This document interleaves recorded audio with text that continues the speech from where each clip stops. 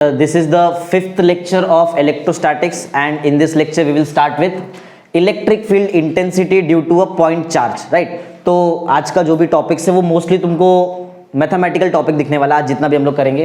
Okay, ये topic हमने already complete भी कर लिया। इलेक्ट्रिक इंटेंसिटी के नाम से मैंने टॉपिक कंप्लीट कराया था, वो अलग है और ये अलग है, राइट? थोड़ा बहुत तुमको यहाँ पे सेम सेम दिखाई देगा, बाकी तो कंटेंट ये एग्जाम में अगर ऐसा क्वेश्चन आया तो अलग आएगा। वो जो मैंने पहले पढ़ाया था थर्ड लेक्चर में वो था इलेक्ट्रिक इंटेंसिटी। ये क्वेश्चन है electric intensity due two point charge, right? ऐसा है। तो चलो देखते स्टार्ट करते हैं। डायग्राम सबसे पहले स्टार्ट कर देखो। Suppose a charge small Q, right? एक चार्ज हमारे पास, चार्ज का नाम क्या है? Small Q, right? समझो ये चार्ज को मैंने पॉइंट ए पे रख दिया है। कहां पे रखा है? Point A. चार्ज कौन है? ए चार्ज है कि क्यू चार्ज है? क्यू चार्ज है। ए तो पॉइंट है, वो पॉइंट का नाम है ए, राइट? अब ये पॉइंट से एक पर्टिकुलर डिस्टेंस पे एक और पॉइंट है, समझो तुम्हारे पास यहाँ पे ये पॉइंट का नाम भी है। ये पॉइंट पे मैंने एक चार्ज को लाके रख दिया, वो टेस्ट चार्ज है, समझो Q naught. Q naught means test charge. Test charge समझ आता है? टेस्ट मीन्स वैसा चार्ज जिस पे हम लोग टेस्ट करने वाले हैं, जिस पे एक्सपेरिमेंट कर रहे हैं, वो टेस्ट चार्ज, राइट? तो ये टेस्ट चार्ज किसको लाके रखा? क्यू को लाके रखा कि क्यू नॉट को लाके रखा है? क्यू नॉट ना। क्यू तो पहले से था, बताया ना तुमको, पहले मैंने क्यू बनाया, बाद में क्यू नॉट बनाया। तो क्यू और क्यू नॉट के बीच में कुछ तो डिस्टेंस रहेगा ना, हमको मालूम है। बताओ क्या लेते हैं मोस्टली वो डिस्टेंस को हम लोग? आर लेते हैं ना, आर। तो लेकिन मेरे को यहाँ पे वेक्टर भी लिखना है, वेक्टर फॉर्म में भी मैं सॉल्व करेगा। तो मैं दोनों, याद है मैं वो Coulomb's law in vector form सिखाया था मैंने, उसमें आर के साथ आर कैप आया था, R1 2 वो सब वैसा। तो समझो ये बीच में जो ये मैं वेक्टर के फॉर्म में सब कुछ बता रहा हूँ। देखो यहाँ पे ये जो वेक्टर है आर राइट है, तुम्हारा आंसर आर राइट है, लेकिन मैं वेक्टर फॉर्म में लिखूंगा तो इसका नाम क्या रहेगा? Are bar. आर बार ना। आर बार क्या रहेगा बताओ? Are bar is the position vector of Q naught. Q not का पोजीशन वेक्टर ना, और विद रेस्पेक्ट टू क्यू बोल सकते हैं, क्यू से हम लोग ने स्टार्ट किया। उस दिन ये भी सिखाया था कि हर एक वेक्टर का क्या रहता है बताओ? Unit vector. यूनिट वेक्टर का काम क्या रहता है? टू गिव द डायरेक्शन ना, सिंपल है। तो आर बार का यूनिट वेक्टर क्या रहेगा? R cap. मालूम है ना तुमको? ओके, तो मैं यहाँ पे यूनिट वेक्टर बनाता हूँ। यूनिट वेक्टर मानो ना, नाम ही सजेस्ट करते हो, as the name suggest, unit means one ना। ये वेक्टर का सबसे छोटा पार्ट, तो ये इधर दिख रहा है ब्लू कलर का जो मैं बना रहा हूं यहाँ पे, ये क्या रहेगा बताओ? आर कैप ना। आर कैप आर बार, समझा? ओके, तो ठीक है, चलो इतना काफी है। अभी हम लोग स्टार्ट करते हैं। डायग्राम समझ में आया क्या है? एक चार्ज पहले से हमारे पास था, वो था small Q, right? At point A. एक चार्ज हम लोग ने लेकर आया, वो कौन सा चार्ज है? Q naught. और कहां पे रख दिया उसको? लाके पॉइंट बी पे। Distance between point A and B, distance कितना है? आर। आर डिस्टेंस है। अगर मैं वेक्टर पूछूं तो क्या है? आर बार। अगर यूनिट वेक्टर पूछूं तो आ गया, समझ में आ गया? अभी समझ में आ गया, ऑलमोस्ट एंड में हम लोग ये चैप्टर के, तो आना ही चाहिए अब समझ में। हाँ, फोर्स निकालने आता है क्यों? बताओ। जैसे ही क्यू नॉट ये क्यू के इलेक्ट्रिक फील्ड में आएगा तो क्यू वाला चार्ज इस पे फोर्स एक्सर्ट करेगा ना। वो फोर्स का एक नाम है, उसको हम लोग बोलते हैं कूलम्स फोर्स। कूलम्स लॉ पढ़ा है ना? हाँ, कूलम्स लॉ में जो फोर्स एक्सर्ट होता है उसका नाम क्या है? Coulomb's force. तो बताओ कौन फोर्स एक्सपीरियंस करेगा? Q naught. कौन फोर्स एक्सर्ट करेगा? क्यू। ये हमको पहले समझ में आ गया, अभी सब इजी है, फटाफट देखो। तो कौन फोर्स बताओ एक्सपीरियंस कौन कर रहा है? क्यू नॉट ना। और एक्सर्ट कौन कर रहा है? क्यू। एक्सर्ट मींस दे रहा है, एक्सपीरियंस मींस उसके ऊपर लग रहा है फोर्स, ऐसा। तो बताओ फोर्स का फॉर्मूला क्या रहता है? F इज इक्वल टू, पढ़ा ना कूलम्स लॉ सब लोगों ने? देखो, force experience by charge Q naught, बोलो क्या रहता है? 1/4 pi epsilon naught Q1 Q2 by are square ना। Q1 दिखाई दे रहा है तुमको इधर? किधर क्या है? Q1 के जगह पे कौन है? Q। Q2 के जगह पे कौन है? Q not. समझा? चेंज करने का डायग्राम के हिसाब से हमेशा दो चार्ज Q और Q नॉट है, तो ये लो ना। अपॉन क्या आता बताओ? इनके बीच में डिस्टेंस। डिस्टेंस बोलो क्या है? R square. ये एक ऑप्शन है, लेकिन मैंने क्या बताया हम लोग वेक्टर में भी सॉल्व। चलो एक काम करता हूँ, तुमको दोनों लिख के दिखाता हूँ। मैग्नीट्यूड भी लिखते हैं हम लोग और डायरेक्शन के साथ लिखते हैं, मींस वेक्टर भी लिखता हूँ, तो दोनों समझ में आ जाएगा कैसे लिखते हैं। देखो फिर से एक बार वापस, अभी हम लोग सिर्फ मैं मैग्नीट्यूड वाला फॉर्म लिख, मतलब स्केलर फॉर्म हम लोग लिख रहे हैं। बताओ स्केलर फॉर्म में क्या बताया अभी तुमने answer? F is equal to 1/4 pi epsilon naught Q naught by are square. ये कौन सा फॉर्म है? स्केलर। मतलब सिर्फ मैग्नीट्यूड लिखा है, डायरेक्शन वगैरह इधर वेक्टर वगैरह कुछ नहीं है। अभी डायरेक्शन के साथ लिखते हैं, वेक्टर फॉर्म, राइट? बताओ F वेक्टर है क्या? फोर्स वेक्टर क्वांटिटी है ना? बताया मैंने, फोर्स वेक्टर क्वांटिटी है। ओके, फोर्स वेक्टर क्वांटिटी है इज इक्वल टू, मैंने ये भी सिखाया कि वेक्टर कैसे समझ में आता है मालूम तुमको? जिसके पास मैग्नीट्यूड भी है और डायरेक्शन, वो वेक्टर है। क्या 1 वेक्टर है? नहीं ना। 4 पाई नहीं, नंबर है सब, एप्सिलॉन नॉट वो भी नंबर है, याद है 8.85 इंटू 10⁻12 बताया था मैंने, ये भी नंबर है। चार्ज भी नंबर है, मालूम है, इलेक्ट्रॉन पे चार्ज होता है 1.602 into 10⁻19 coulomb, right. First lecture में इलेक्ट्रिक चार्ज के लेक्चर में सिखाया था, चार्ज भी स्केलर है और ये सब स्केलर है, लेकिन आर तो वेक्टर दिखाई दे रहा है हमको, मतलब ये फॉर्मूले में सिर्फ दो ही वेक्टर है, एक एफ बार है और दूसरा आर बार। चलो देखते हैं फटाफट, बोलो।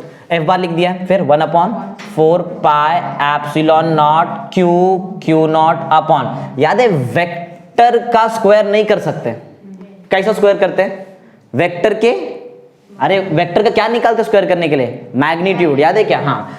तो वेक्टर का स्क्वायर पॉसिबल नहीं है, magnitude of vector square possible है, लेकिन ये तो सिर्फ मैग्नीट्यूड हुआ ना, अरे मैग्नीट्यूड हुआ नहीं है, इसका डायरेक्शन कैसे मिलेगा, डायरेक्शन के लिए कौन सा वेक्टर यूज करते हैं हम लोग, अरे डायरेक्शन बताने के लिए कोई तो वेक्टर यूज करना पड़ता है, यूनिट वेक्टर भूल गए क्या, कितनी बार सिखा दिया इसको। ये देखो, ये जो पार्ट है ये सब नंबर है ना, स्क्वायर कर रहे मतलब तुम लोग क्या कर रहे हैं, वेक्टर, ठीक वेक्टर लिखा है लेकिन इसका कोई रोल नहीं रहने वाला, ये नंबर बन जाएगा, राइट, ये नंबर बन जाएगा ऐसा, ये नंबर और बाकी सब नंबर मींस ये सब मैग्नीट्यूड है। क्या चाहिए, डायरेक्शन चाहिए। डायरेक्शन कैसे निकालते हैं, यूनिट वेक्टर से, मैंने पहले भी सिखाया, एफ बार का यूनिट वेक्टर यूज करेंगे कि आर बार का यूनिट वेक्टर यूज करेंगे, दोनों में से क्या आर बार यूज करते हैं ना, आर बार का चेक करो यूनिट वेक्टर क्या है, आर कैप, हो गया वेक्टर फॉर्म, समझा कैसे लिखा है, आना चाहिए, अभी बहुत बार सिखा दिया तुमको ये चीज, समझा। ओके, अब नेक्स्ट ये समझा कैसे इलेक्ट्रिक फोर्स आया, सिंपल, ये फोर्स का आप तुम लोग इलेक्ट्रिक फोर्स भी बोल सकते हैं, कूलम्स फोर्स भी बोल सकते हैं, राइट। इलेक्ट्रिक इंटेंसिटी का फॉर्मूला याद है सबको, यहाँ पे मैंने डिफाइन कराया था ना थर्ड लेक्चर में, देखो इलेक्ट्रिक इंटेंसिटी एट पॉइंट, चलो पी नाम दिया, यहाँ पे वैसे बी लिख दिया मैंने, तो बी कर लेते उसको change, electric intensity at point B, right. Point B पे मुझे क्या निकालना है, इलेक्ट्रिक इंटेंसिटी। इलेक्ट्रिक इंटेंसिटी का किसको फॉर्मूला मालूम है, इलेक्ट्रिक इंटेंसिटी का फॉर्मूला क्या था, electric intensity is defined as force experienced by unit positive charge when kept at that point, पढ़ाया था ना थर्ड लेक्चर में। ये ई का फॉर्मूला क्या रहता है, F by Q naught, right. Q naught कौन, देखो क्यू नॉट चार्ज में क्यू ले रहा हूँ, वो वाला चार्ज डिनोमिनेटर में लेते हैं जिसको हम लोग लेके आके रखते हैं ऐसा ना यहाँ पे, तो मैंने क्यू को थोड़ी लाया था, मैंने तो क्यू नॉट को लाया था, इसलिए मैंने क्यू नॉट लिखा, समझा। चलो एफ का आंसर है क्या तुम्हारे पास, ढूंढो ना ऊपर, एफ का आंसर है क्या, एफ बार नहीं पूछ रहा है मैं, एफ पूछ रहा है, एफ है ना एफ, चलो पुट करते, बोलो एफ का आंसर क्या है, बोलो 1/4 pi epsilon naught Q naught by are square the whole upon, ये तो खाली एफ का आंसर है ना, क्यू नॉट भी तो हमारे पास बाकी है, क्यू नॉट कैंसिल होगा कुछ तो हो रहा है ना, Q naught and Q naught will get cancelled, right. क्या बचेगा वो बताओ, 1/4 pi epsilon naught Q by are square ना, तो बताओ ये मैग्नीट्यूड के फॉर्म में है कि वेक्टर के फॉर्म में, मैग्नीट्यूड ना, वेक्टर किधर दिखाई दे रहा है, वेक्टर नहीं है, तो मैं डायरेक्ट लिख दूं पूरा भी जो भी मेरे को मिला है, मुझे ई का आंसर बोलो क्या मिला है, ई का आंसर क्या मिला, 1/4 pi epsilon naught into Q upon R square, ये स्केलर फॉर्म है जिसको तुम लोग मैग्नीट्यूड फॉर्म भी बोल सकते हैं। वेक्टर फॉर्म लिखने आएगा ना, अरे इसका वेक्टर फॉर्म लिखने आया तो इसका वेक्टर फॉर्म भी तुमको लिखने आना चाहिए, राइट। ई वेक्टर क्वांटिटी है क्या, ई इलेक्ट्रिक इंटेंसिटी वेक्टर क्वांटिटी है, पढ़ाया था, इलेक्ट्रिक इंटेंसिटी वेक्टर क्वांटिटी है और इसका direction in the direction of force होता है, फोर्स के डायरेक्शन में इलेक्ट्रिक इंटेंसिटी का डायरेक्शन रहता है।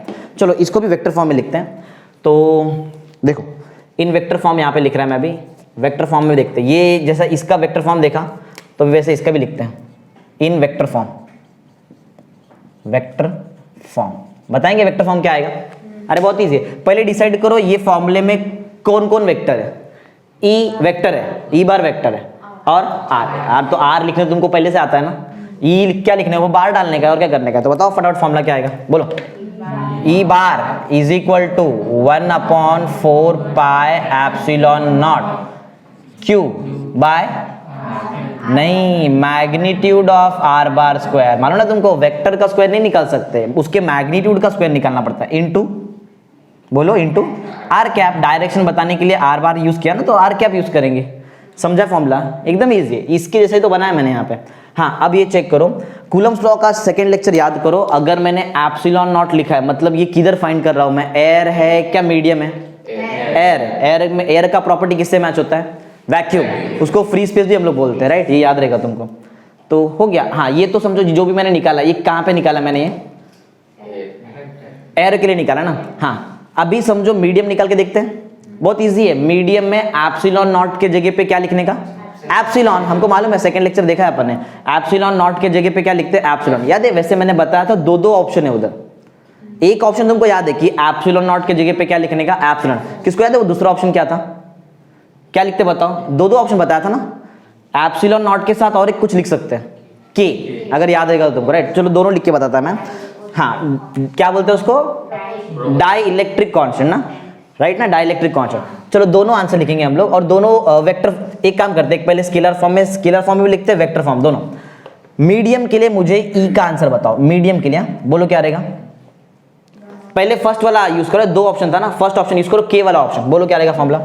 1/4 पाई एप्सिलॉन नॉट के, स्मॉल के दिखना मांगता है ये, स्मॉल के, राइट। हाँ, इनटू बोलो Q bye are square. Vector नहीं लिख रहा है मैं सिर्फ स्केलर लिख रहा है, मैग्नीट्यूड फॉर्म। ये एक ऑप्शन है, और एक ऑप्शन है अपने पास, बोलो पूरा पूरा। E is equal to 1/4 pi epsilon, ये भी चलेगा।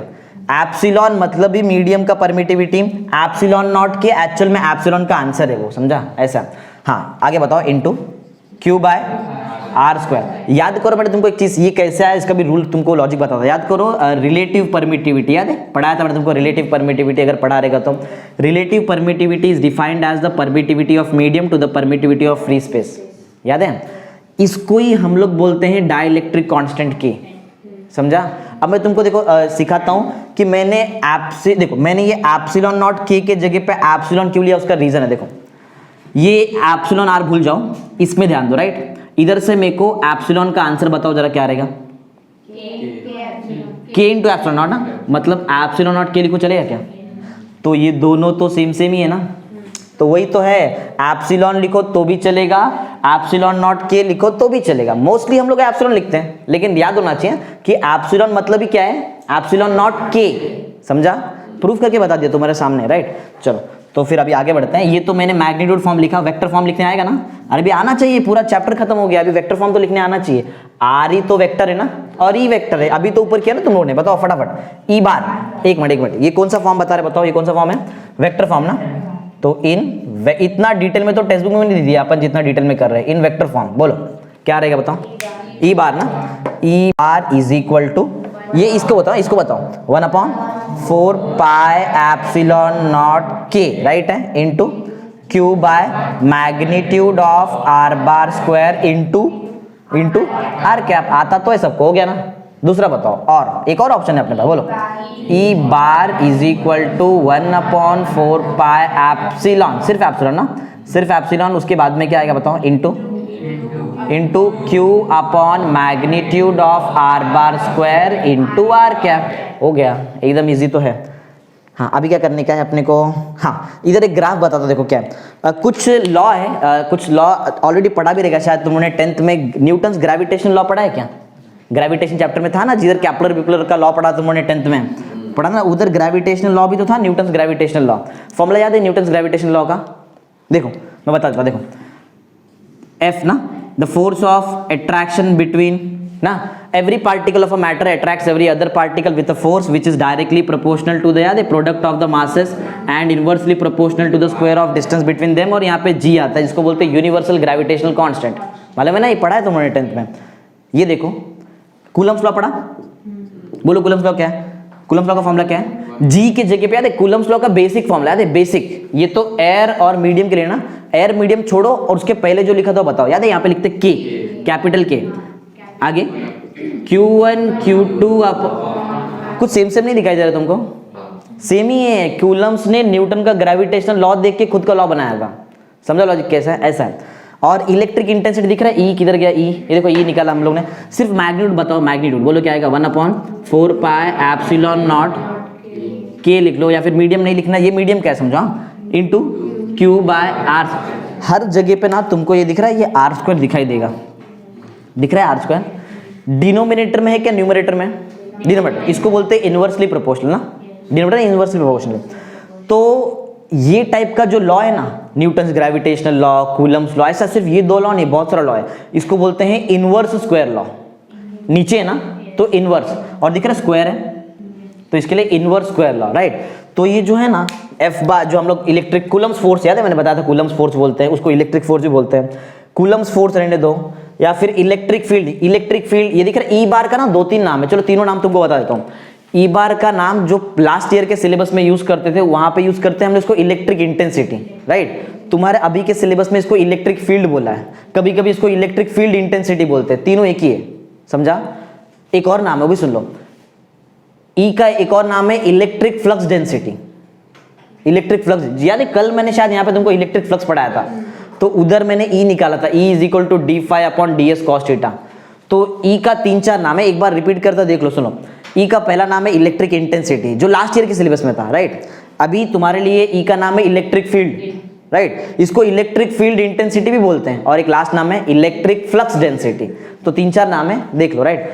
तो हाँ, अभी कूलम्स का फोर्स जो है इसमें भी इनवर्स स्क्वायर लॉ आया, राइट है। इलेक्ट्रिक फील्ड वाले फॉर्म में भी देखो आपको इनवर्स स्क्वायर लॉ दिख रहा है। तो अगर मैं इनका ग्राफ प्लॉट करूं ना, तो ग्राफ देखो कैसे आता है। तो एक सिंपल सा ग्राफ है, ज्यादा डिफिकल्ट नहीं है। ये समझो एक्स वाई एक्सिस, और एक्स वाई एक्सिस में अगर मैं ये ग्राफ प्लॉट करेगा, समझो ये जो भी लॉ है तुम्हारा इनवर्स स्क्वायर लॉ, तो ये ग्राफ कुछ ऐसा आता है। समझो यहाँ पे इलेक्ट्रिक फील्ड ले रहे हैं हम लोग, एप्सिलॉन नहीं, ई इलेक्ट्रिक फील्ड, या फिर इलेक्ट्रिक इंटेंसिटी बोलो, इलेक्ट्रिक फ्लक्स डेंसिटी बोलो, कुछ भी बोलो चलेगा। इलेक्ट्रिक फील्ड या फिर फोर्स, कूलम्स फोर्स, राइट। ये अगर मैं इसका ग्राफ प्लॉट करूँ ना, तो इसका ग्राफ ऑलमोस्ट ऐसा आता है, एक्सपोनेंशियली डाउन आता है, ठीक है, ऐसा कुछ ग्राफ आता है। ये ग्राफ याद रखो। ये ग्राफ किसका ग्राफ है? इनवर्स स्क्वायर लॉ, समझा। और कौन ओबे करता है inverse square law? Electric field और कूलम्स फोर्स। देखो दोनों दिखाया ना मैंने। कूलम्स फोर्स किसके बीच में रहता है? दो चार्ज के बीच में ना। Coulomb's force between two charges, और एंड इलेक्ट्रिक फील्ड ओबेस क्या ओबे करता है? Inverse square law. समझा क्या है? इजी है, खाली डायग्राम तुमको याद समझ। ये तो बहुत इजी था, राइट। ये तो बहुत इजी है, मैथ्स ही तो है पूरा। चलो आगे बढ़ते हैं। अब यहाँ पे और एक मैथ्स करते हैं, गॉस लॉ, राइट। ये बहुत इंपॉर्टेंट है, गॉसेस लॉ। तो गॉसेस लॉ चलो पढ़ते हैं। गॉसेस लॉ क्या है? देखो सबसे पहले हम लोग ना यहाँ पे एक इर्रेगुलर शेप का चार्ज बॉडी लेते हैं। क्या लेंगे? Irregular shaped charge body. मतलब कोई पर्टिकुलर शेप नहीं, कैसा भी बनाओ तुम्हारी मर्जी, राइट। कैसा भी बना के लो, इर्रेगुलर शेप है। कोई प्रॉपर शेप दिख रहा है क्या? रेक्टेंगल, स्क्वायर वायर कुछ नहीं है ना, इर्रेगुलर शेप है। लेकिन ये कैसा है? चार्ज है। चार्ज का बात तुमको मतलब मालूम है? चार्ज कभी भी बॉडी के सरफेस पे रहता है। किधर रहता है सर? अंदर नहीं रहता है चार्ज, याद रखना। तो ये समझो इसको चार्ज कर दिया, समझो पूरी तरह से चार्ज कर दिया। मोस्टली हम लोग पॉजिटिव चार्ज वाला चार्ज बॉडी लेते हैं, क्योंकि इधर से इलेक्ट्रिक फील्ड निकलता है, यही रीजन और कुछ नहीं। तो ये बॉडी को क्या कर दिया अपन ने? पूरी तरह से चार्ज कर, दिख रहा है? पूरा चार्ज, पॉजिटिव चार्ज कर दिया बॉडी को। बॉडी का प्रॉपर शेप नहीं है कुछ भी, राइट, कैसा भी शेप है। एक काम करते हैं, इसका एक छोटा सा एरिया हम लोग लेते हैं। कल याद है इलेक्ट्रिक फ्लक्स? अरे बोलो, कल पढ़ा ना इलेक्ट्रिक फ्लक्स? उसमें याद है मैंने स्मॉल एरिया लिया था। स्मॉल एरिया का नाम क्या लिया था बताओ? कल पढ़ाया था ना इधर इलेक्ट्रिक फ्लक्स। यहाँ पे कल का जो लेक्चर था हमारा, लेक्चर नंबर 4 ना, लेक्चर नंबर 4 में जब मैंने इलेक्ट्रिक फ्लक्स पढ़ाया था, वहां पे मैंने एक छोटा सा यहाँ पे एक डायग्राम बनाया था, राइट। वो एरिया को मैंने कुछ तो नाम दिया था। फुल एरिया को याद है अपन ने एस लिया था, तो स्मॉल एरिया को क्या नाम दिया था? D S. याद करो, सब होना चाहिए, याद होना चाहिए। स्मॉल एरिया का नाम क्या है? डी। डी क्या रिप्रेजेंट करता है? स्मॉल। हमको मालूम है ये चीज, ओके। और एक चीज बताया था, एरिया के पास खुद का एरिया वेक्टर रहता है, मालूम है ना? मालूम है? एरिया के पास खुद का क्या रहता है? Area vector. एरिया वेक्टर का बताओ जरा, कैसा बनता है एरिया वेक्टर? कैसा रहता है एरिया वेक्टर? कल बताया भी था तुमको मैंने, सरफेस को परपेंडिकुलर ना। अरे कल पेपर से बताया था ना मैंने, वो लेक्चर में पेपर रखा था, पेपर के एकदम परपेंडिकुलर मैंने एक स्केल बताया था। Area vector is always perpendicular to its surface, खुद के सरफेस को परपेंडिकुलर। तो ये दिख रहा है एरिया, राइट। इससे हम लोग इसका खुद का एरिया वेक्टर बनाते हैं। देखो इसके सरफेस को परपेंडिकुलर, राइट है, बराबर ना? सरफेस को परपेंडिकुलर है कि नहीं है? एरिया का नाम ds है, तो एरिया वेक्टर का नाम भी बताया था मैंने, क्या बोलते हैं बताओ उसको? एरिया, अगर स्मॉल एरिया ds है तो स्मॉल एरिया वेक्टर क्या रहेगा? एरिया वेक्टर बोल रहा हूं, सिर्फ वेक्टर है। देखो एरिया का नाम ds है, तो एरिया वेक्टर को हम लोग बोलते हैं ds बार। ये भी बताया था कल मैंने, राइट। ds बार मींस क्या है? Area vector. वो जब प्रोजेक्ट करेंगे ना ई बार पे, तो बनता है ds cos थीटा, याद है ना? वो भी वही सेम वही करने वाला मैं यहाँ पे। देखो चार्ज बॉडी है, चार्ज बॉडी से इलेक्ट्रिक फील्ड निकलता है। इलेक्ट्रिक फील्ड मींस क्या? वही ना, ई बार। बताया ना तुम्हारे सिलेबस में, इलेक्ट्रिक फील्ड मींस ई बार। चलो तो ई बार भी हम लोग बना के लेते हैं। यहाँ पे समझो कुछ चार्ज वगैरह यहाँ पे है। समझो एक ये बॉडी के सरफेस पे यहाँ पे किधर तो एक चार्ज है, ये चार्ज को हम लोग क्यू लेते हैं। समझो चार्ज क्या लिया हम लोगों ने? क्यू चार्ज लिया। क्या बनाने का बताओ, यहाँ पे क्या बाकी है, इलेक्ट्रिक फील्ड ना। देखो मैं इलेक्ट्रिक फील्ड बनाता है, तो ये है कुछ इलेक्ट्रिक फील्ड, ऐसा कुछ। इलेक्ट्रिक फील्ड को डिनोट किससे करूं, इलेक्ट्रिक फील्ड को किससे डिनोट करूं, अभी तो पढ़ा है इतना बड़ा, ई बार, वेक्टर बनाया ना पे एरो देखो, तो यहां पे क्या आएगा, ई बार, राइट। कल मैंने तुमको सिखाया था, जब भी कोई हम लोग एक वेक्टर को दूसरे वेक्टर पे प्रोजेक्ट करते तो वो क्या बनता है, कॉस ना। कंडीशन है कि बीच में एंगल होना चाहिए, तो एंगल तो है ना, यहाँ पे कुछ तो एंगल तो रह गई, थीटा लेते हैं, राइट। और जैसे ही वो ब्लैक वाला वेक्टर को मैंने प्रोजेक्ट कर दिया ब्लू वाले वेक्टर पे, तो एक नया वेक्टर बनेगा, राइट। अभी एक नया वेक्टर बनने वाला है, तो वो वेक्टर जो बनेगा उसका मैग्नीट्यूड में बता रहा हूँ। देखो ये जो दिख रहा है मैंने जो रब कर दिया, और जो अभी मैं रेड कलर से बना रहा हूँ यहाँ पे, ये जो वेक्टर है, वैसे मैं सिर्फ इसका मैग्नीट्यूड ले रहा हूँ, तो ये सिर्फ जो रेड कलर वाला पार्ट है इसको हम लोग बोलते हैं डी एस कॉस थीटा। अगर तुमको याद रहेगा, याद है, इसको प्रोजेक्ट किया ना नीचे ऐसा, समझा क्या, प्रोजेक्ट किया तो क्या बन जाता है वो, डी एस कॉस थीटा। तो वेक्टर बनाया, area, area vector, electric intensity, charge, ठीक है, चलो इतना काफी। अब कल का डेरिवेशन लगेगा यहाँ पे, कल का लेक्चर अगर प्रॉपर्ली देखा है तो ही तुमको समझ में आएगा ये, अगर नहीं समझा तो फिर भी ट्राई करूंगा मैं बताने का। देखो सबसे पहले हम लोग इलेक्ट्रिक फ्लक्स लिखते हैं, राइट। किसको याद रहेगा तो मैं बता दूं, 2 पॉइंट याद है मैंने यहाँ पे लिखा था। पहला पॉइंट लिखा था, electric flux is the number of line of force passing normally through a particular area. वो पर्टिकुलर एरिया से नॉर्मली जितना भी लाइन ऑफ फोर्स जा रहा था उसको ही बोलते हैं इलेक्ट्रिक फ्लक्स। एक सेकेंड डिफाइन मैथमेटिकल डिफाइन था, अगर तभी नहीं पढ़ा रहेगा तो अभी सुन लो, राइट। एक बात बताओ, एरिया स्मॉल है क्या फुल एरिया लिया तुम लोग ने, स्मॉल, स्मॉल एरिया से स्मॉल फ्लक्स आएगा ना। तो बताओ, पहले बताओ फ्लक्स को डिनोट किससे करते हैं, कल एक ऐसा अल्फाबेट लिखा था, क्या बोलते हैं उसको, फाई, फाई ना। स्मॉल फ्लक्स से मींस क्या आएगा, डी फाई, मालूम है ना तुमको ये। हाँ, electric flux is defined as a scalar product, याद है डॉट बोला था, dot, scalar product is defined as a scalar product of electric field vector and area vector. अगर तुमको याद रहेगा तो कल ये बनाया था मैंने यहाँ पे, राइट। कल के लेक्चर में पढ़ाया था ये चीज, नहीं याद है तो अभी पढ़ लो, राइट। इलेक्ट्रिक फ्लक्स का डिफाइन क्या रहता है, it is a scalar product of electric field vector, electric intensity vector बोलो, इलेक्ट्रिक फ्लक्स डेंसिटी वेक्टर बोलो, इलेक्ट्रिक इंटेंसिटी वेक्टर बोलो, चलेगा, समझा, 4 नाम है। और ये डीएस बार मतलब क्या है, area vector, small area vector बोलो तो भी चलेगा। ये डिफाइन है इलेक्ट्रिक फ्लक्स का। Electric flux is defined as a scalar product of electric field vector and area vector. याद करो कल भी मैंने बताया था, डॉट हटता है तो क्या आता है, कॉस थीटा। अपन ने उल्टा किया था एक काम, याद है, हम लोग ने कॉस थीटा हटाया तो डॉट लेके आया था। तो बताओ क्या आएगा फिर यहाँ पे, डी फाई का आंसर बोलो क्या आएगा, मैं डॉट हटा रहा है तो मैं कॉस थीटा लेके आएगा, राइट। ये सिंपल, और ऊपर का बार भी हट जाना चाहिए, बोलो क्या आएगा, E D S cos theta. ये मालूम है ना सबको, ये मालूम है, समझा कैसा है।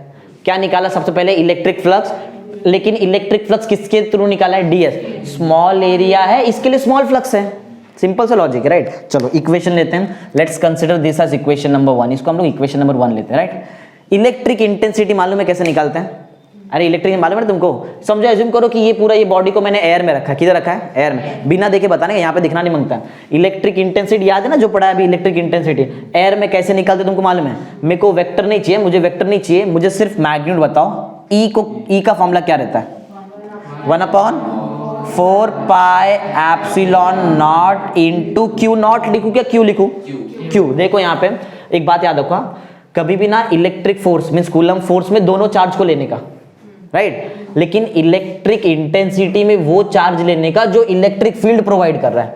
वो चार्ज मत लो कि जो तुम लोग उसको ला के रखे, वो वाला चार्ज नहीं लेते हैं, जो मेन पैरेंट चार्ज है उसको लेते हैं हम लोग कभी भी। तो बोलो क्या आएगा, क्यू अपॉन, अच्छा आर नहीं दिख रहा है हमको डायग्राम में, चलो आर भी बना के लेते हैं। तो यहाँ पे ना हम लोग आर, देखो एक पर्टिकुलर डिस्टेंस को आर रहता है ना हमेशा, ये क्यू से लेके ये पार्ट दिख रहा है ग्रीन कलर का जो मैं लाइन बना रहा है, ये डिस्टेंस को हम लोग एज्यूम करते हैं आर, चलेगा। ये डिस्टेंस हमारा क्या है, आर, राइट ना, यही रहता है ना डिस्टेंस आर, ओके। तो ये ई है तुम्हारे पास, ई का वैल्यू समझा ना, ये कहाँ से आया, अरे इधर से आया, देखो ना बाजू में सिखाया है, ओके।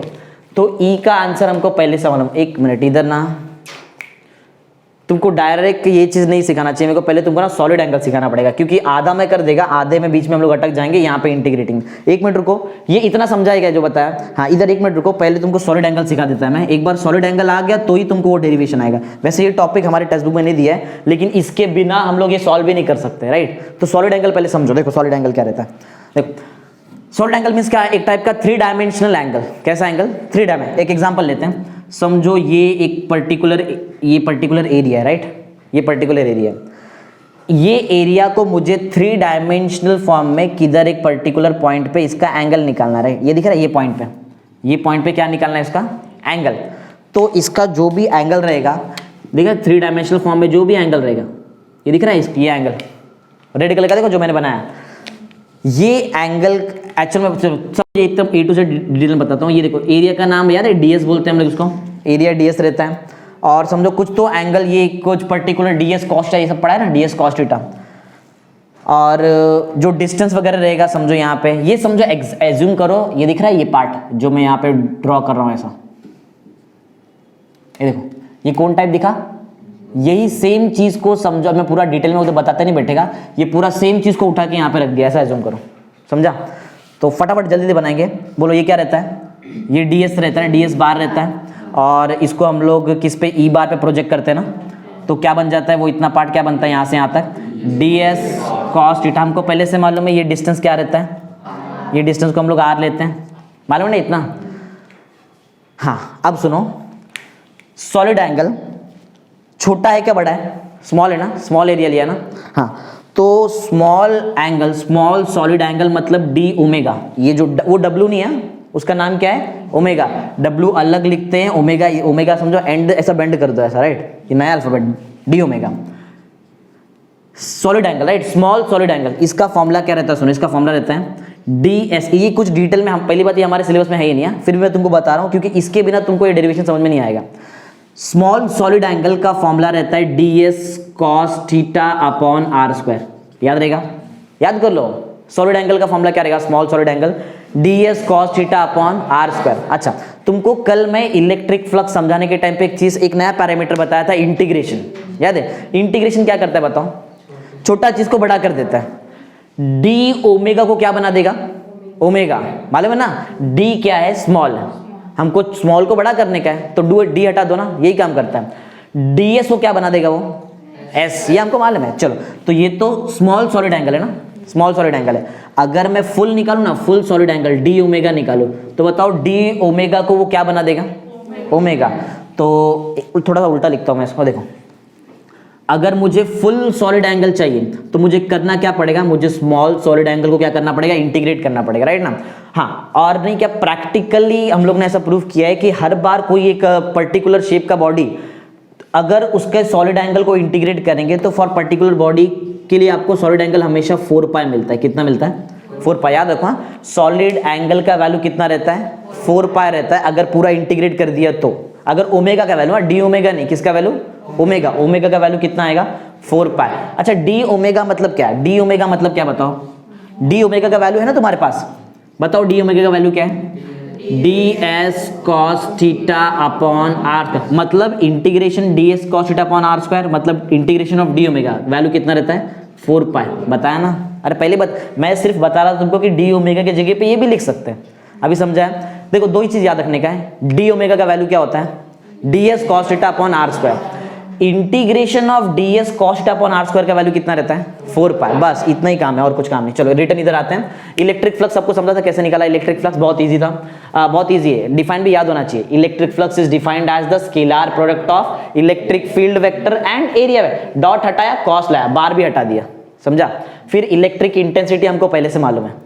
चलो इसको भी कुछ इक्वेशन एज्यूम करते हैं, let's consider this as equation number 2, इसको हमने इक्वेशन नंबर 2 एज्यूम कर लिया, right.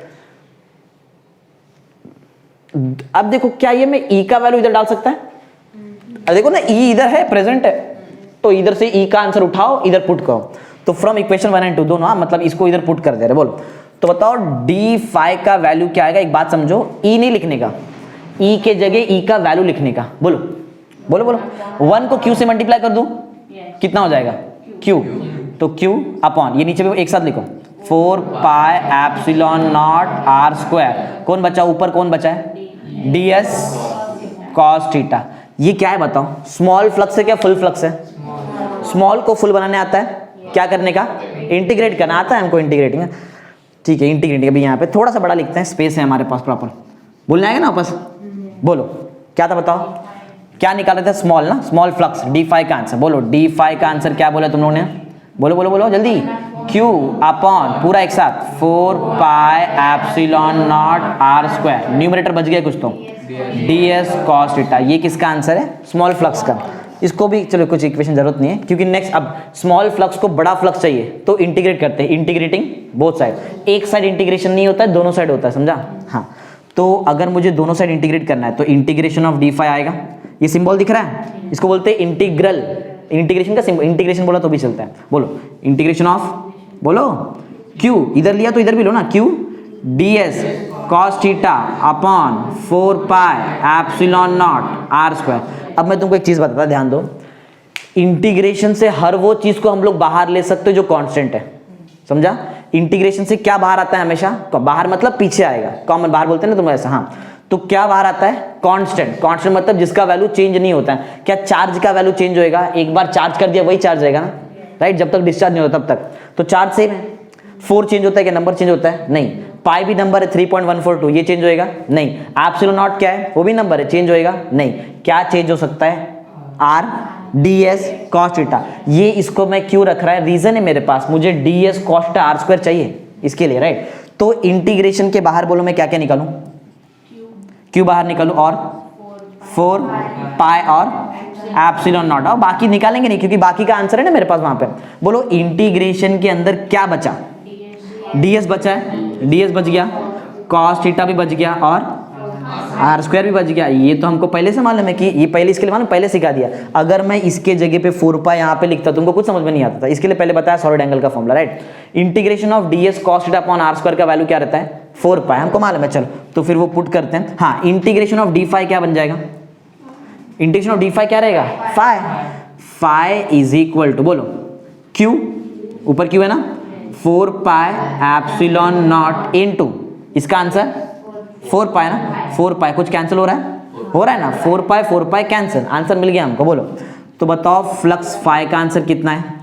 Q upon epsilon not, समझा? यही है गॉस लॉ। अब थोड़ा एकदम डिटेल में बताता हूँ गॉस लॉ क्या। देखो बताओ, ये स्मॉल q चार्ज क्यों आया? स्मॉल q चार्ज क्यों आया? डायग्राम में देखो। अरे बहुत इजी रीजन है, एक ही तो चार्ज है स्मॉल q, तो इसके लिए स्मॉल q आया।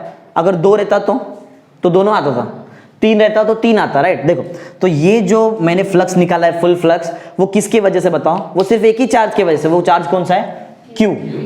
अब सुनो, रिजल्टेंट फ्लक्स, सब जो फ्लक्स निकाल रहे हैं, अब फ्लक्स निकालने के टाइम पे एक चार्ज नहीं है। देखो ये तो हो गया ना, इतना समझा क्या? एक चार्ज की वजह से इतना फ्लक्स आएगा, phi is equal to Q upon epsilon naught. लेकिन अगर एक चार्ज नहीं है, बहुत सारा चार्ज है, Q1 Q2 Q3 and so on up to Qn, तो वो टाइम पे फ्लक्स कैसा आएगा? चलो वो देखते। देखो चलो तुम लोग यहां से बताएंगे। सुनो, एक चार्ज है, चलो मैं चार्ज चेंज कर रहा, सुनो। एक चार्ज अभी हमारे पास Q1 है, क्या चार्ज है? Q1। तो बताओ Q1 के वजह से रिजल्टेंट फ्लक्स कितना आएगा? फाई का आंसर क्या रहेगा? Q1। अगर मैं Q के जगह पे Q1 लिख दूं तो कितना आएगा बताओ answer? Q1 upon epsilon not. अब सुनो, सिर्फ Q1 नहीं है, Q1 के साथ Q2 भी है। तो आंसर सुनो, मेरा पहले बात सुनो फिर बोलने का। फाई का आंसर Q1 Q2 जब दोनों चार्ज रहेगा तो आंसर रहेगा phi is equal to Q1 upon epsilon naught plus Q2 upon epsilon naught. दो चार्ज है ना। अब आंसर दो, अगर 3 चार्ज है Q1 Q2 Q3, तो बताओ फाई का आंसर क्या है? Q1 upon epsilon naught plus Q2 upon epsilon naught plus Q3 upon epsilon. एक और आंसर दो, अगर 4 चार्ज है Q1 Q2 Q3 Q4, तो बोलो आंसर क्या रहेगा? Phi is equal to Q1 upon epsilon naught plus Q2 upon epsilon naught plus Q3 upon epsilon naught plus Q4। समझा? मतलब समझ में आ गया? जितना चार्ज है सब चार्ज को प्लस में रहने का। कितना चार्ज है मेरे पास यहाँ पे? n तक चार्ज, चलो n तक सबको प्लस कर देंगे। बोलो तो फाई का आंसर बोलो क्या आएगा? फाई इज इक्वल टू, बोलो Q1 upon epsilon naught plus Q2 upon epsilon naught plus Q3 upon epsilon and so on up to Qn upon epsilon naught. हो गया, समझा ना? यही तो है सिंपल। तो गॉस लॉ हम लोगों ने यहाँ से गॉस लॉ का मैथमेटिक्स कर दिया, राइट? ये जो मैंने निकाला ये मैथमेटिक्स है गॉस लॉ का। गॉस लॉ एग्जाम में आता है, बहुत इंपॉर्टेंट क्वेश्चन है गॉस लॉ। समझा? इजी एकदम। देखो फ्लक्स निकालने का, पहले स्मॉल फ्लक्स, फिर इलेक्ट्रिक इंटेंसिटी का वैल्यू पुट करने का, फिर उसको इंटीग्रेट करने का, आंसर आ जाएगा। एक चार्ज के लिए तो बहुत सारे चार्ज के लिए बना दो, राइट? तो सिंपल। देखो गॉसेस लॉ क्या है? गॉसेस लॉ बहुत सिंपल। देखो क्या है इसका स्टेटमेंट बता देता हूँ, चाहिए तो यहाँ से खुद से बना भी सकते हैं हम लोग। फाई मतलब क्या है?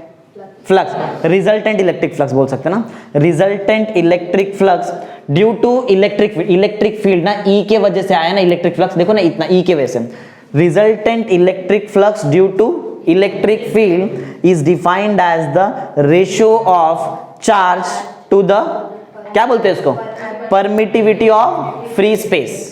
ये ना बना देने का, खुद से याद मत करो, ऑन द स्पॉट बनाओ ना। तो गॉसेस लॉ समझा क्या है, गॉसेस लॉ क्या बोलता है, इलेक्ट्रिक फ्लक्स या फिर the resultant electric flux due to electric field is defined as the ratio of charge, right, defined as the ratio of charge to the permittivity of free space. अच्छा, इसको ना मैं थोड़ा और इजी कर सकता, देखो कैसे, देखो हाँ, इसको मैं ना थोड़ा और इजी कर सकता है, इससे मैं थोड़ा मेरे अपने स्टेटमेंट को मैं थोड़ा सा अपडेट करता हूँ। देखो ध्यान से देखो, सबका डिनोमिनेटर सेम है, एप्सिलॉन नॉट दिख रहा है, सब जगह पे सेम है। तो एक काम करते हैं ना, पूरा एप्सिलॉन नॉट को एक साथ लिख दूं क्या, तो बोलो रिजल्टेंट फ्लक्स को ऐसा लिख सकते हैं क्या, resultant electric flux due to electric field is defined as the ratio of क्या, सम ऑफ द चार्जेस ना, ratio of the sum of the charges to the क्या, परमिटिविटी ऑफ फ्री स्पेस, ऐसा भी चलेगा, राइट। ये और अच्छा definition हो गया इसका। तो समझा गॉस लॉ क्या है, बोलो, समझा ना सबको। देखो तो खुद से आना चाहिए सब करने, ऐसा तो बहुत इजी था हमारे लिए। तो गॉस लॉ, फ्लक्स निकाला, स्मॉल फ्लक्स, इलेक्ट्रिक इंटेंसिटी निकाला, उधर पुट किया, स्मॉल फ्लक्स निकाला, स्मॉल फ्लक्स को इंटीग्रेट किया, फुल फ्लक्स निकाला, एक चार्ज के लिए निकाला, एन चार्ज के लिए भी निकाल के दिखा दिया, राइट। एक बार स्टेटमेंट बोलता है फिर बोलेंगे, फिर हम लोग लिखते हैं, ध्यान दो सुनो। The resultant electric flux due to electric field is defined as the ratio of sum of the charges, right, sum of the charges, कौन सा चार्ज है वो भी बताता हूं, सुनो, sum of the charges enclosed by the body या फिर enclosed by the charged body, charge है ना वो, right, sum of the charges enclosed by the charge body to the permittivity of free space. ये लेकिन समझा, इधर हर बार डिफाइन चेंज होएगा। एप्सिलॉन नॉट क्यों है मालूम है, क्योंकि ये चार्ज बॉडी कहां पे है, एयर में। अगर मैं इसको मीडियम में रख दूं तो उधर एप्सिलॉन आ जाएगा, समझा।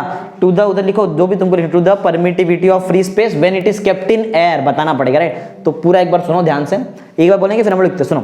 The resultant electric flux due to a electric field, right, is defined as the ratio of sum of the charges enclosed by the charged body to the permittivity of free space when the charged body is kept in air, समझा। चलो बोलो, बताओ फटाफट क्या आएगा, बताओ। इतना space में होएगा नहीं, फिर भी ट्राई करेंगे, बोलो।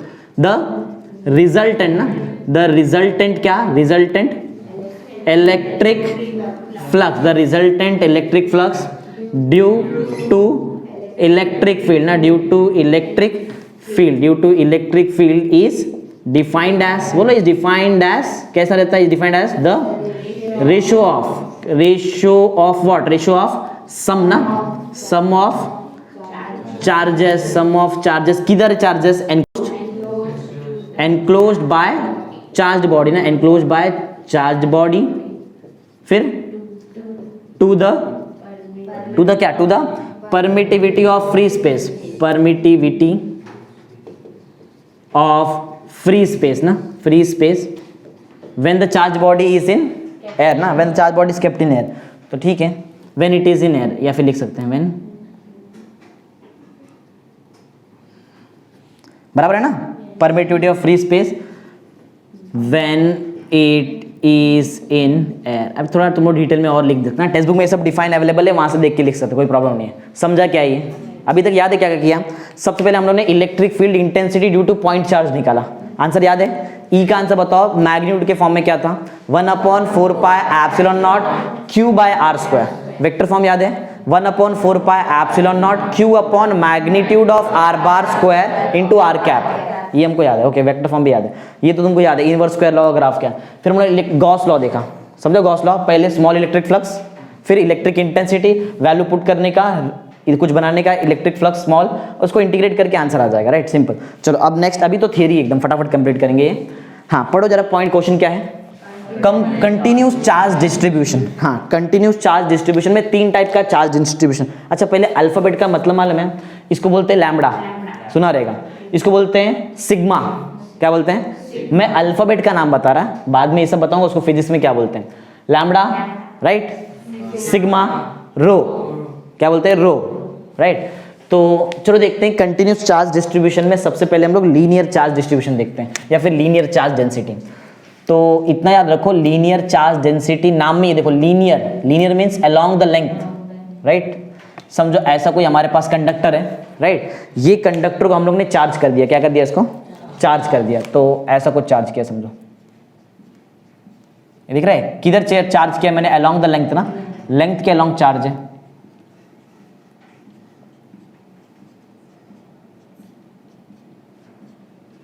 ये दिखा, समझा डायग्राम क्या है, ये मैंने एक बॉडी को चार्ज कर दिया है अलोंग द लेंथ, राइट। तो ये टाइप के चार्ज डिस्ट्रीब्यूशन को हम लोग बोलते हैं लीनियर चार्ज डेंसिटी। क्या बोलते हैं, लीनियर चार्ज डेंसिटी। पॉइंट सुनो, when the charge is distributed along the length, right, then it is called as a linear charge density. समझा, जब भी चार्ज को तुम लोगों ने कहां पे डिस्ट्रीब्यूट किया, अलोंग द लेंथ, राइट। ये एक डिफाइन है, इसका और एक डिफाइन है लैम्बडा का। चलो मैं तुमको पहले फॉर्मूला बताता है फिर देखते हैं। लैम्बडा ने लीनियर चार्ज डेंसिटी का एक फॉर्मूला, थोड़ा यहाँ इतने में हो जाएगा। चलो, तो लैम्बडा का जो फॉर्मूला रहता है, it is charge per unit length, right, L ना, एल समझ में आता है, एल मतलब चार्ज को जब लेंथ से डिवाइड करेंगे तो हमको क्या मिलेगा, लीनियर चार्ज डेंसिटी लैम्बडा।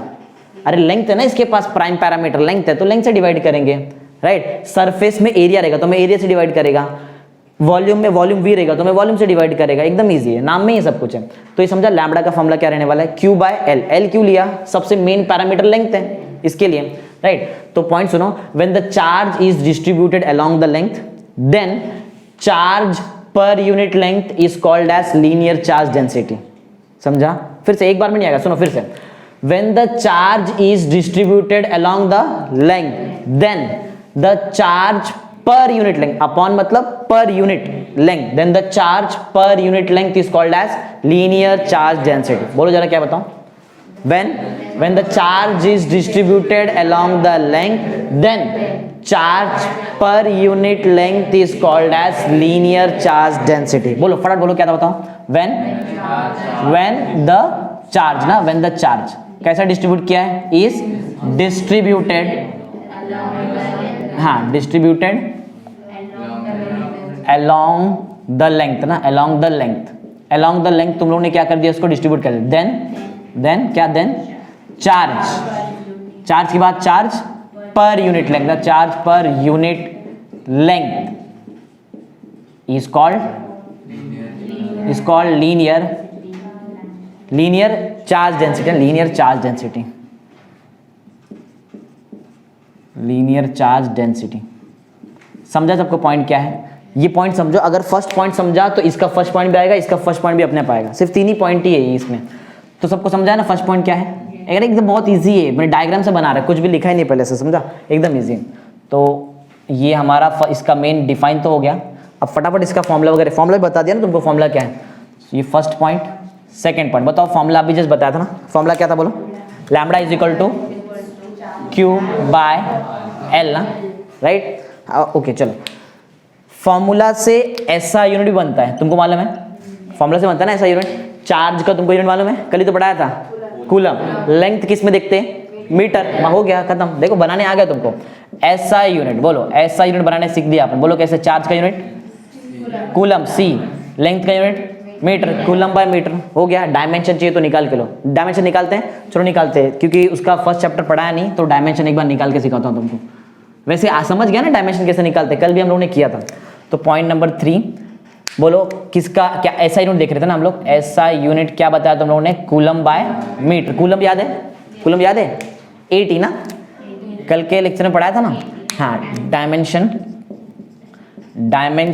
में हम लोग कूलम मीन्स बताओ क्या था, कूलम का डायमेंशन A1 T1 याद है। मीटर ना, मीटर मीन्स लेंथ है, तो L1 लिखने वाले, क्या लिखेंगे, L1, बस ना, तुमको समझा ना। लेकिन ये डिवाइड करने पे नीचे का पावर ऊपर गया तो क्या होता है, माइनस। तो बताओ मेन फॉर्मूला क्या आएगा, बताओ तुम्हारा, L, पहले L आता, फिर M आता है, फिर T आता है, फिर A लिखने का, राइट। L ऊपर गया ना, राइट, बोलो क्या आएगा, L1 ऊपर गया तो L माइनस, M है, दिख रहा है M, नहीं तो M को क्या लिखूं, M0, T दिख रहा है ऊपर, हाँ तो T1 और A है ना ऊपर, A1, थोड़ा स्पेस समझ लो, चलेगा ना, समझा कैसे निकाला डायमेंशन, इजी है। चलो नेक्स्ट पढ़ते हैं, surface charge density, right. Surface लेते कोई एक सरफेस, चलो हम लोग सरफेस, एक स्क्वायर शेप का एक सरफेस ले लेते हैं, चलेगा? ये सरफेस है ना बराबर? अरे पढ़ा ना मेंसुरेशन में 10th में वो सरफेस वगैरह, curved surface area, total surface, वैसे ही सरफेस लिया हम लोग ने एक। तो चार्ज करूँ क्या नहीं करूँ? करना पड़ेगा ना, इलेक्ट्रोस्टैटिक्स पढ़ रहे, चार्ज करना पड़ेगा। तो ये बॉडी को पूरा हम लोग ने चार्ज कर दिया, समझो सरफेस पे चार्ज रखा है, अंदर वगैरह चार्ज कभी नहीं रहता है, सरफेस पे रहता है, समझा? राइट। डिफाइन बनाने आएगा, फॉर्मूला बताओ तो डिफाइन तुम लोग खुद से बनाओ अभी। ये बार देखो, पहली बात तो सरफेस चार्ज डेंसिटी को हम लोग डिनोट करते हैं सिग्मा से, राइट? किससे डिनोट करते हैं? सिग्मा से। वही charge per unit surface area, नीचे अरे सरफेस तो एरिया से डिवाइड करेंगे ना, वॉल्यूम रहेगा तो वी से डिवाइड करेगा। मैं पॉइंट बोलने आएगा। बताओ चार्ज का डिस्ट्रीब्यूशन जैसे इधर अलोंग द लेंथ था, वैसे इधर चार्ज का डिस्ट्रीब्यूशन अलोंग द किधर है? Along the surface. तो बोलो स्टेटमेंट क्या रहेगा? When the charge is distributed along the surface then charge per unit area is called as surface charge density. यही तो नाम है ना, बराबर ना? हो गया अभी तो समझ में आ गया। बोलो व्हेन, थोड़ा स्लो बोलो, when the charge is distributed, कैसा? हाँ, along the surface, when the charge is distributed along the surface then charge per unit length ना, नहीं ना, per unit area आएगा ना, per unit area is called surface charge density, right? वो आगे लिखना है तो लिख दो, डिनोटेड बाय सिग्मा वगैरह, ऐसा कुछ भी लिखना है तो लिख दो, राइट? तो ये हो गया अपना फर्स्ट पॉइंट कंप्लीट, समझा ना? First point. Second point denoted by लिख देते, चलो। इट इज डिनोटेड बाय, बोलो क्या बोलते हो सिंबल को? डिनोटेड बाय सिग्मा ना, सिग्मा से डिनोट करते हैं। ओके, फॉर्मूला समझ में आ गया तुमको? ऐसा यूनिट निकालने आता है सबको ना? ऐसा यूनिट निकालने आता है। ओके, वैसे दिया नहीं है डायमेंशन, हम लोगों ने खुद से निकाला है, लेकिन आना चाहिए। हर एक पैरामीटर का डायमेंशन निकालते जाओ, सब सीख जाएंगे फटाफट। तो फोर्थ ऐसा यूनिट हमको चाहिए, ऐसा यूनिट। बोलो चार्ज का यूनिट कूलम, एरिया बचपन में पढ़ा है, एरिया का यूनिट क्या रहता है? मीटर स्क्वायर या फिर स्क्वायर मीटर, एक ही बात है, मीटर स्क्वायर। हो गया ऐसा यूनिट, राइट? हाँ, डायमेंशन निकालते हैं। फिफ्थ पॉइंट डायमेंशन, बोलो फटाफट। चार्ज का डायमेंशन मीन्स कूलम का डायमेंशन A1 T1, मीटर्स का स्क्वायर है तो क्या लिखूं? L1 लिखूं क्या L2 लिखूं? 2, क्योंकि स्क्वायर है ना, क्यूब रहता तो मैं L3 लिखता था, राइट? तो बोलो L2। मालूम है क्या करने का है? ऊपर लेके जाने का है। बोलो ऊपर क्या है? M दिख रहा है? नहीं, M0 T1 A1 हो गया, समझ तो गया, समझा? नेक्स्ट वॉल्यूम चार्ज डेंसिटी देखते हैं, राइट? चलो तो वॉल्यूम पढ़ते हैं, वॉल्यूम चार्ज डेंसिटी देखो। तो अब बताओ चार्ज का डिस्ट्रीब्यूशन अलोंग क्या रहेगा? वॉल्यूम ना, पूरा का पूरा वॉल्यूम में चार्ज जाना चाहिए।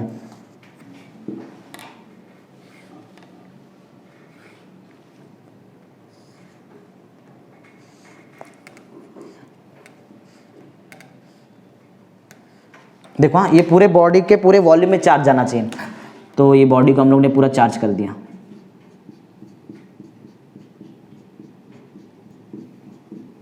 बराबर है? चार्ज हो गया ना पूरा बॉडी, पूरे वॉल्यूम में चार्ज दे दिया। अब बोलो स्टेट, चलो पहले फॉर्मूला बताता है फिर स्टेटमेंट। क्या फॉर्मूला बताने की जरूरत है? आएगा ना, जैसे इधर में एरिया से डिवाइड किया, इधर किससे डिवाइड करने वाला है? पर यूनिट क्या आएगा? वॉल्यूम ना। डायरेक्ट स्टेटमेंट बोलो, मैं डायरेक्ट यहाँ पे लिखता है, बोलने आएगा ना। चार्ज को डिस्ट्रीब्यूट कैसे किया? Along the volume. बोलो थोड़ा स्लो बोलो। When charge is distributed, distributed along the volume ना, along the volume then charge per unit volume ना, area नहीं, volume ना, volume per unit volume is called as volume charge density, volume charge density। समझा ना? Easy है, देखो theory है, खत्म होने है ऑलमोस्ट चैप्टर, कल का एक लेक्चर लगेगा बस, खत्म चैप्टर। फिर सेकंड पॉइंट कैसा डिनोट करते हैं, किससे डिनोट करते हैं इसको? इट इज डिनोटेड बाय, हाँ it is denoted by rho, right? Rho से डिनोट करते हैं हम लोग इसको, समझा? रो कैसा बनाते हैं, ऐसा। हाँ, फिर क्या बचा? थर्ड पॉइंट क्या लिखते हैं हम लोग? फॉर्मूला ना, बोलने आएगा फॉर्मूला। रो बोलो, रो का फॉर्मूला चार्ज अपॉन वॉल्यूम। ऐसा यूनिट बोलने आएगा, ऐसा यूनिट देखते हैं फटाफट। SI यूनिट, बोलो चार्ज का यूनिट कूलम, वॉल्यूम का यूनिट मीटर क्यूब, पढ़ा है ना, क्यूब आता है वॉल्यूम में, क्यूब आता है, डायमेंशन निकालने आएगा। अरे शॉर्टकट में डायरेक्शन देखो कैसा, 1 था नीचे तो ऊपर L-1 आया, नीचे 2 था तो ऊपर L-2 आया, नीचे क्या है अभी L-3। अभी समझ गया, डायरेक्ट करने का, ऐसा ही तो माइंड में कैलकुलेशन होना मांगता है पूरा। बोलो डायरेक्ट बोल रहे हैं हम लोग, डायमेंशन देखो बोलो। अच्छा पहले क्या निकाल रहे, क्या निकाल रहे हैं हम लोग, डायमेंशन। तो डायमेंशन लिखना पड़ेगा पहले, डायमेंशन डायरेक्ट बोल रहे हैं तुम लोग, बोलो L-3M0T1A1, समझा, हो गया। चलो नेक्स्ट पढ़ते हैं, यूनिफॉर्म इलेक्ट्रिक फील्ड क्या रहता है। सॉलिड एंगल सबको समझा था ना, याद है ना, integration of ds cos theta upon r² का वैल्यू 4 पाई, तो वही मेन है। चलो यूनिफॉर्म इलेक्ट्रिक फील्ड क्या है, सुनो, यूनिफॉर्म इलेक्ट्रिक फील्ड भी ऑलरेडी ऑलमोस्ट पढ़ाया है, देख लो एक डायग्राम देखो समझ में आ जाएगा सब कुछ। समझो 2 पैरेलल प्लेट, याद है कुछ, याद है practical way of determining electric field, 3rd lecture का एकदम लास्ट वाला टॉपिक, तो उधर सिखाया था मैंने ये चीज। समझो ये पैरेलल प्लेट दोनों को चार्ज करके रखा है, तुमको ये मालूम है कि इलेक्ट्रिक फील्ड किधर से किधर ट्रैवल करता है, बोलो पॉजिटिव चार्ज से नेगेटिव चार्ज, हमेशा पॉजिटिव चार्ज से नेगेटिव चार्ज ट्रैवल करेगा, राइट। तो ये टाइप का इलेक्ट्रिक फील्ड को हम लोग बोलते हैं यूनिफॉर्म इलेक्ट्रिक फील्ड। क्या बोलते हैं, यूनिफॉर्म। क्यों यूनिफॉर्म, रीजन है, कोई भी पॉइंट में बीच में जाओ, हर बार इलेक्ट्रिक फील्ड का मैग्नीट्यूड और इलेक्ट्रिक फील्ड का डायरेक्शन तुमको सेम दिखाई देगा, यही रीजन है, right. When eight any point inside the electric field the magnitude and the direction of electric field is same, then it is called as uniform मतलब समझाओ, theory तो याद होगा, सुनो फिर से एक बार। अगर मैं इलेक्ट्रिक फील्ड में कोई भी पॉइंट पे 2 चीज निकाल रहा है, पहला मैग्नीट्यूड, दूसरा डायरेक्शन, अगर सेम मिलता है तो क्या बोलेंगे हम लोग उसको, तो वो कौन सा टाइप का रहेगा बताओ, तो वो जो बीच में आपको मैग्नीट्यूड और डायरेक्शन सेम मिला तो उसको हम लोग क्या बोलेंगे, यूनिफॉर्म मैग्नेटिक फील्ड। समझा यूनिफॉर्म मैग्नेटिक फील्ड क्या है, तो पॉइंट एक बार फिर से बोलता है, पॉइंट सुना, when at every point inside the electric field the magnitude and direction of electric field is same, then it is called as a uniform electric field. समझा यूनिफॉर्म इलेक्ट्रिक फील्ड क्या है, एक बार फिर से रिपीट करते रह ध्यान दो। अगर इलेक्ट्रिक फील्ड के अंदर, बाहर देखने का कि अंदर देखने का, अंदर रहेगा ना, हाँ, इलेक्ट्रिक फील्ड के अगर मैं अंदर कोई भी पर्टिकुलर पॉइंट पे चेक कर रहा है, 2 चीज बोलो, क्या क्या था, मैग्नीट्यूड और किसका, लेकिन किसका मैग्नीट्यूड डायरेक्शन, इलेक्ट्रिक फील्ड का। समझा, magnitude and direction of electric field अगर सेम है तो कौन सा टाइप का इलेक्ट्रिक फील्ड है वो, यूनिफॉर्म। अच्छा एग्जांपल भी है तुम लोग, example, electric field produced by parallel plate या फिर चार्ज्ड पैरेलल प्लेट, चार्ज है ना दोनों, charged parallel plate is which type of electric field, uniform electric field. Point सुनो फिर बोलने का ध्यान दो, व्हेन, पॉइंट एकदम ध्यान सुनो फिर डायरेक्ट लिखूंगा मैं, सुनो, when at every point inside the electric field the magnitude and direction of electric field is same, then it is called as a uniform electric field. बोलेंगे एक बार, ट्राई करो, बोलो when at every point inside the electric field the magnitude and direction of electric field is same, then it is called as uniform electric field। समझा है ना, easy है। चलो फटाफट बताओ, स्टार्ट कैसे किया बताओ। when, थोड़ा स्लो बोलने का, when at every point, when at every point किधर, every point कहाँ पे, inside, बताना पड़ेगा, inside the इलेक्ट्रिक फील्ड, क्या सेम है, मैग्नीट्यूड, द मैग्नीट्यूड